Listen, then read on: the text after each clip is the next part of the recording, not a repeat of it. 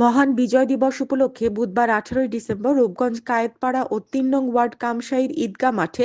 বিএনপির আলোচনা সমাবেশ অনুষ্ঠিত হয়। উক্ত আলোচনা সমাবেশে মোহাম্মদ নূর হোসেনের সভাপতিত্বে ও আবু বকর সিদ্দিকের সঞ্চালনায় প্রধান অতিথি হিসেবে উপস্থিত ছিলেন মাহফুজুর রহমান হুমায়ুন, সভাপতি রূপগঞ্জ থানা বিএনপি, সাধারণ সম্পাদক বাসির উদ্দিন বাচ্চু, মোহাম্মদ রফিকুল ইসলাম রফিক, সিনিয়র যুগ্ম আহ্বায়ক নারায়ণগঞ্জ জেলা স্বেচ্ছাসেবক দল,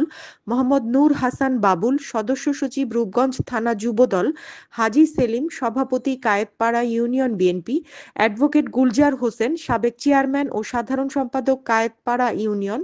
কামাল নাসের, সভাপতি কায়েতপাড়া ইউনিয়ন যুবদল, সাধারণ সম্পাদক মোহাম্মদ মামুন মিয়া, আমিনুল ইসলাম প্রিন্স, ভারপ্রাপ্ত আহ্বায়ক ইউনিয়ন যুবদল, আব্দুল্লাহ আল মামুন নয়ন সহ সভাপতি ইউনিয়ন যুবদল, মোহাম্মদ তারা মিয়া, সাধারণ সম্পাদক ৩ নং ওয়ার্ড বিএনপি, মোহাম্মদ সালাউদ্দিন, সাবেক সভাপতি ৩ নং ward BNP, Mohammad Afaz Uddin, senior সহসভাপতি ৩ নং ওয়ার্ড বিএনপি, মোহাম্মদ ইসরাফিল কাজী, সভাপতি ৩ নং ওয়ার্ড যুবদল, সাধারণ সম্পাদক তাজমল। পরিশেষে বেগম খালেদা জিয়ার রোগ মুক্তি কামনা করে মোনাজাত ও সকলের মাঝে রান্না করা খাবার বিতরণ করা হয়। হানিন ইসলাম, সিএন বাংলা নিউজ ডেস্ক।